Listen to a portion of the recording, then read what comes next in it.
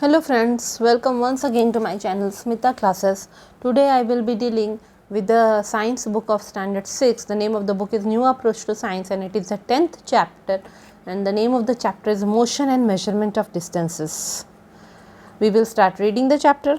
Traveling, a story of transport. We all travel from one place to another almost every day, either to school, buy grocery items, visit relatives and friends, see monuments or any other recreational place, or sometimes take an ill person to hospital.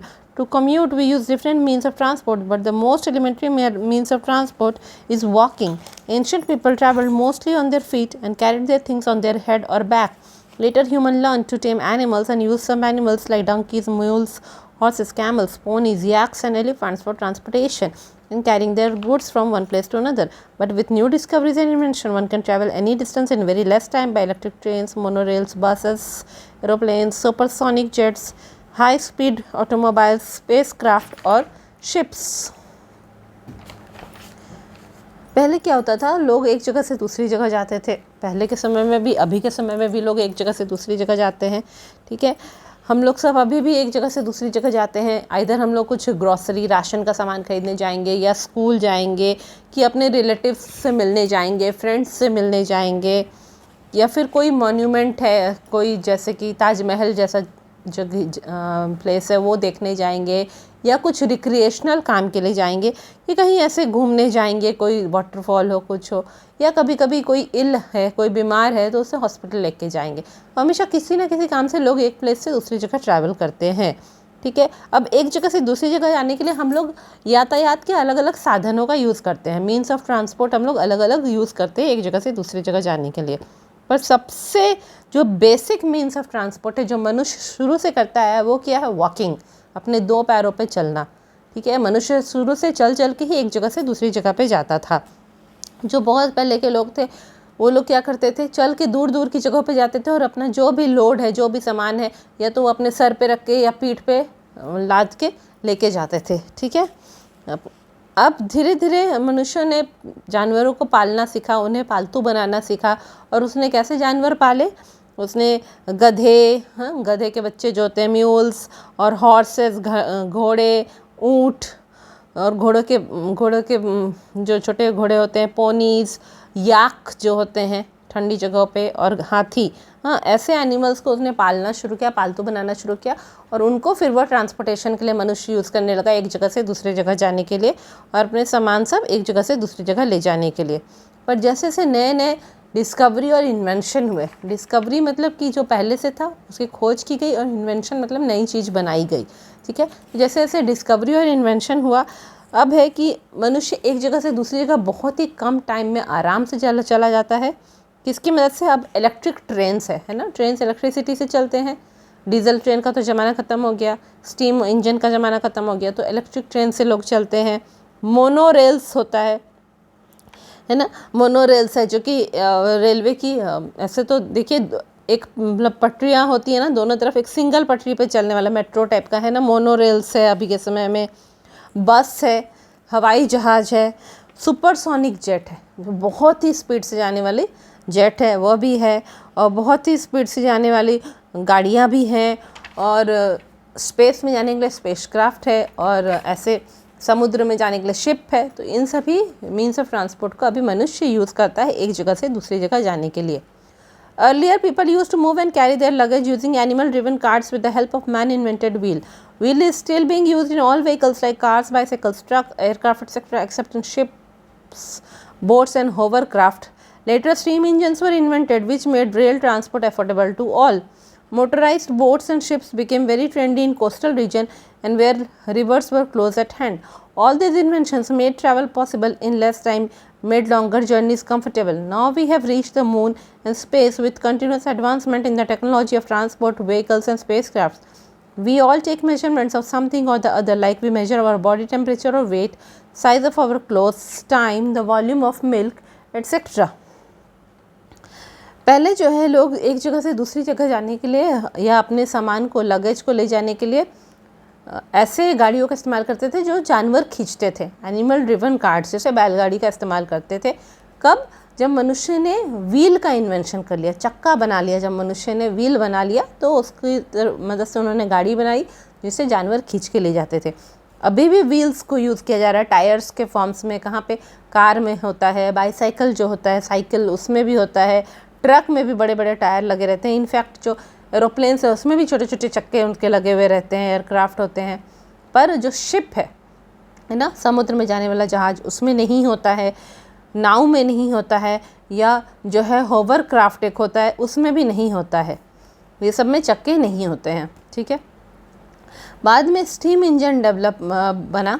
ठीक है, मनुष्य ने railway का steam engine बनाया जो है, उसके कारण रेल ट्रांसपोर्ट इजी हो गया, सब लोग अफोर्ड कर पाए। ट्रेन में बैठ के लोग एक जगह से दूसरी जगह जा सकते थे और बहुत सारे लोग एक बार में जा पाते थे, और वह बहुत ही चीप भी था जब स्टीम इंजन बना। स्टीम इंजन में क्या होता था, कोयले को जलाते थे, कोयले को जला के पानी को गर्म करते थे और वह गर्म पानी से जो स्टीम निकलता था उस स्टीम के फोर्स से ट्रेन खिंचा खिंचा के आगे बढ़ता था।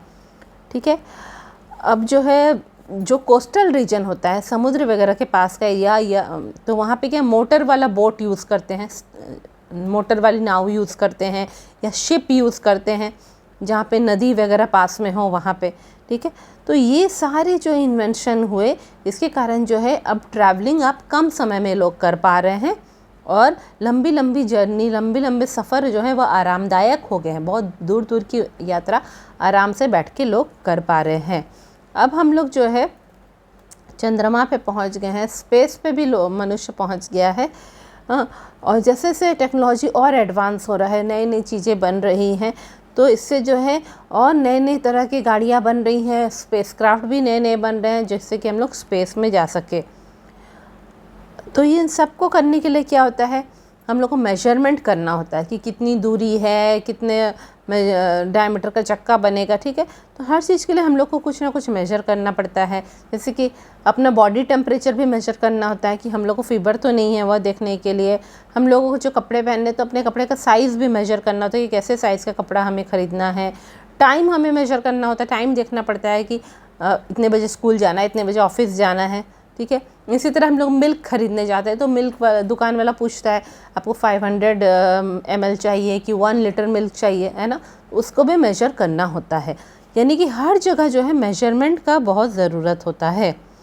ओडोमीटर एक ऐसा डिवाइस है जो कि जब हम लोग 2 व्हीलर चलाते हैं या 4 व्हीलर जो भी चलाते हैं, सामने एक ऐसा गोल जैसा एक डायल लगा रहता है ना, उसमें वह दिखाता है कि आपकी गाड़ी ने अभी तक कितनी दूरी तय की है। जब से आपने गाड़ी खरीदी है तब से आप चला रहे हैं, अभी तक कितना डिस्टेंस आपकी गाड़ी ट्रैवल कर चुकी है, कितने किलोमीटर ट्रैवल कर चुकी है, वो उस गोल डायल में दिखाता है। तो उस इंस्ट्रूमेंट को क्या कहते हैं, ओडोमीटर कहते हैं। ये जो होवरक्राफ्ट होता है वो क्या होता है, उसका और एक नाम है होवरक्राफ्ट का, एयर कुशन व्हीकल उसे बोलते हैं। तो वो क्या होता है, वो कहीं पे भी चल सकता है, पानी में चलेगा, दलदल वाली मिट्टी पे चलेगा, आइस पे चलेगा, स्नो पे चलेगा, ठीक है, लैंड पे भी चलेगा। तो होवरक्राफ्ट वो होता है। और मोनो रेल जो है वो सिंगल पटरी में चलने वाला, पर कुछ हाइट पे थोड़ा वो चलेगा, वो नीचे के बिजी ट्रैफिक में ट्रैम जैसे ट्रैफिक के बीच में चलता है वैसा नहीं चलेगा, वो ऊपर हाइट पे चलेगा जो है मोनो रेल, और वह एक सिंगल पटरी पे चलेगा। ज़्यादातर वो क्या होता है, मेट्रो के साइड साइड में मोनो रेल भी रहता है। ठीक है, measurement is the comparison of an unknown quantity with some known quantity of the same kind. The known fixed quantity is the unit of measurement. Thus measurement of any object consists of two parts, unit of measurement and number of units the object measures. For instance, if the length of a room is found to be 10 lengths of your foot, then 10 is the number and foot length is the unit of measurement. Different instruments are used for measuring different quantities. For example, time is measured using clocks, weight is measured using weighing scale, length is measured by a scale. Standard units of measurement. In the past, people made use of their body parts to measure length of an object. They used to measure the length of an object using handspan, cubit, footstep, etc. Let us see why these systems were discarded. किसी भी unknown quantity का, कोई भी ऐसा चीज़ है जिसको आपको नहीं पता वो कितना लंबा है, कि उसका कितना वेट है, कितना वॉल्यूम है, और उसको आप किसी नॉन क्वांटिटी के साथ जो है कंपेयर कर रहे हैं, तो उसे कहते हैं मेजरमेंट। जैसे कि आप सब्जी लाने गए तो सब्जी वाले ने एक वो जो तराजू पकड़ा है उसमें एक तरफ उसने सब्जियां रख दी हैं और दूसरी तरफ उसने क्या रखा है, 1 किलोग्राम का वो पत्थर रखा है उसने, है ना, जो कि एक स्टैंडर्ड पत्थर है उसके पास, गवर्नमेंट के थ्रू मिलता है, तो वो 1 किलोग्राम का उसने पत्थर रखा है। अब वह उन दोनों को बराबर करता है, तराजू को तराजू बैलेंस में होता है, तो आपने 1 किलोग्राम की सब्जी खरीदी। यानी कि आपकी जो सब्जियां थी वो नोन नहीं थी, आपको नहीं पता था वो कितनी क्वांटिटी है, पर साइड में आपने जो पत्थर यूज़ किया 1 किलोग्राम का, वह नोन था कि हाँ वो 1 किलोग्राम का है। यानी आपने एक अननोन मात्रा को एक नोन मात्रा के साथ तुलना की, कंपैरिजन किया, ठीक है, तब जाके आपका मेजरमेंट होता है। तो जब वो नॉन 1 किलोग्राम का पत्थर था उसे क्या कहेंगे, unit of measurement. The non fixed quantity is the unit of measurement. अब आप किसी भी पत्थर को उठा के 1 किलोग्राम का नहीं कह सकते, वो गवर्नमेंट के थ्रू अप्रूव होके वो मार्केट में मिलता है, ठीक है। तो जो नॉन फिक्स्ड क्वांटिटी होगा हम लोग के पास, वही यूनिट ऑफ मेजरमेंट कहलाता है, ठीक है, जिसको हमको पता है कि हाँ ये 1 किलोग्राम है, 1 ग्राम है, जो भी है, 1 लीटर है। तो यानी कि जब भी आप कोई चीज़ को मेजर करेंगे, कोई चीज़ का कुछ वेट, वॉल्यूम या लेंथ निकालना चाहेंगे, तो उसका 2 पार्ट रहेगा। एक तो आपका यूनिट ऑफ मेजरमेंट रहेगा, मतलब जो नॉन क्वांटिटी रहेगा, और दूसरा क्या होगा, number of units the object measures. Example, आप बोलेंगे कि 5 kg की आपने आलू खरीदे हैं, 5 kg पोटैटोज़ खरीदे हैं आपने, तो 5 इसमें हो गया नंबर ऑफ यूनिट्स, जो आपका पोटैटोज़ है, नंबर ऑफ यूनिट्स कितना है, 5 है, और यूनिट ऑफ मेजरमेंट इसमें क्या है, kg है। तो आपने जो 5 kg लिखा उसमें 2 पार्ट है, एक है नंबर ऑफ यूनिट्स और दूसरा है kg, जो है वो यूनिट ऑफ मेजरमेंट है। अगर रूम का लेंथ जो है 10 लेंथ्स ऑफ योर फुट है, आप चल रहे हैं, आपके पैर का जो एक फुट है पूरा, आपका पूरा जो एक पैर है, ठीक है, नीचे का फुट, वो ऐसे चल चल के आप काउंट करें कितने कदम आपने चले हैं, तो आप देखेंगे पूरा 1 फुट कंप्लीट करके आपने मान लो 10 फुट्स आप चले हैं, और वो आपके रूम का लेंथ है, लंबाई है, ठीक है। तो इसमें 10 क्या होगा, वो नंबर ऑफ़ यूनिट्स होगा, और फुट क्या होगा, वो यूनिट ऑफ मेजरमेंट रहेगा, ठीक है। अब है कि अलग अलग इंस्ट्रूमेंट को यूज़ किया जाता है अलग अलग चीज़ों को मेज़र करने के लिए, ठीक है। जैसे टाइम मेजर करने के लिए क्या यूज़ करते हैं, क्लॉक यूज़ करते हैं। उसी तरह वेट मेजर करने के लिए, हाँ, वज़न मेजर करने के लिए वेइंग स्केल यूज़ करते हैं, जैसे तराजू या स्प्रिंग बैलेंस। जो भी स्प्रिंग बैलेंस आप लोग जानते हैं ना, एक ऐसा लंबा स्केल जैसा होता है, उसमें मार्किंग किया रहता है, उसमें नीचे हुक लगा रहता है, हुक में कुछ सामान लटका देंगे और ऊपर से ऐसे पकड़े रहेंगे उसको, तो उसमें दिखाएगा वो कितने वेट का वह सामान है, ठीक है।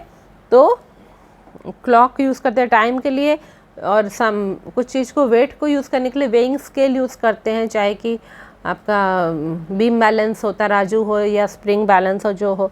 लेंथ को यूज़ करने के लिए स्केल यूज़ करते हैं, रूलर यूज़ करते हैं लंबाई को मेजर करने के लिए, या जो मेजरिंग टेप होता है उसको यूज़ करते हैं। पहले के समय में जो है ये सब स्टैंडर्डाइज यूनिट्स नहीं बना था, 1 किलोग्राम का मान लो पत्थर नहीं बनाया गया था, तो उसमें लोग क्या ही करते थे, कोई भी चीज़ जो है मेज़र करने के लिए हम लोग अपने ही बॉडी पार्ट को यूज़ करते थे, ठीक है। अपना हैंड स्पैन यूज़ करते थे वो लोग, कि चलो हैंड स्पैन यूज़ कर लेते हैं। हैंड स्पैन क्या होता है, आपके थंब से लेके आपको जो फर्स्ट फिंगर है उसके बीच का दूरी, वो हैंड स्पैन होता है। तो ऐसे से करके वो मेजर करते थे, हाँ 4 हैंड स्पैन जितना कपड़ा चाहिए हमें, ऐसे बोलते थे। उसी तरह जो है क्यूबिट यूज़ करते थे। क्यूबिट क्या होता था, आपके एल्बो से लेके आपका फिंगर का पूरा टिप तक, उतनी जो दूरी रहेगी एल्बो से लेके फिंगर की टिप तक, उतनी दूरी को 1 क्यूबिट कहते थे। तो बोलते थे 4 हाथ कपड़े दे दो, 4 क्यूबिट्स कपड़े दे दो, ठीक है। उसी तरह फुट स्टेप यूज़ करते थे, यहाँ से तुम्हारा घर कितना दूर है, 100 फुट्स की दूरी होगी, बोलते थे 100 कदम की दूरी होगी, ठीक है। तो पहले के लोग उसको यूज़ करते थे, पर धीरे धीरे वो सारे सिस्टम को हटा दिया गया। क्यों हटाया गया? Hand span. Open your hand and stretch your fingers. The length between the tip of the thumb and little finger is called hand span. It has been one of the most important and conventional measurement technique for the length, breadth and height of objects like table or chair, but it lacks preciseness since it varies from person to person. Cubit. The length between the tip of the middle finger and elbow is called cubit. The string of a kite was conventionally measured in units of cubits. Obviously, it differs from person to person, hence it lacks preciseness. Footsteps were conventionally used to measure the length of rooms. They too differ from person to person. Handspan, cubit and footstep are not reliable units of measurement as their length is not the same for all and do not give accurate measurement. For the sake of uniformity, Common standard units of measurements are necessary. In 1960, scientists all over the world agreed on a set of standard units of measurement. These were called the SI units, or SI stands for System International de Unites. A standard unit is a unit which has fixed value which does not change from person to person or from place to place.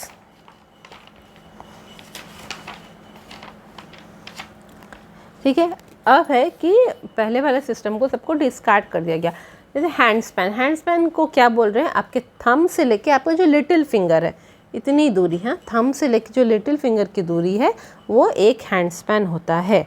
ठीक है, तो उसको पहले बहुत ही use करते थे, उसको बित्ता बोलते थे। एक बित्ता, हमको एक बित्ता का कपड़ा चाहिए, 2 बित्ता का कपड़ा चाहिए, ऐसे बोलते थे, है ना, हैंड स्पैन बोलते थे उसको। उससे क्या करते थे, ये टेबल की लंबाई कितनी है उसको ऐसे ऐसे हैंड स्पैन रख के मापते थे, ये 4 हैंड स्पैन है टेबल की लंबाई, ये चेयर की लंबाई। पर वो एक्यूरेट नहीं होता था, प्रिसाइज नहीं होता था, सही नहीं होता था पूरा। क्यों?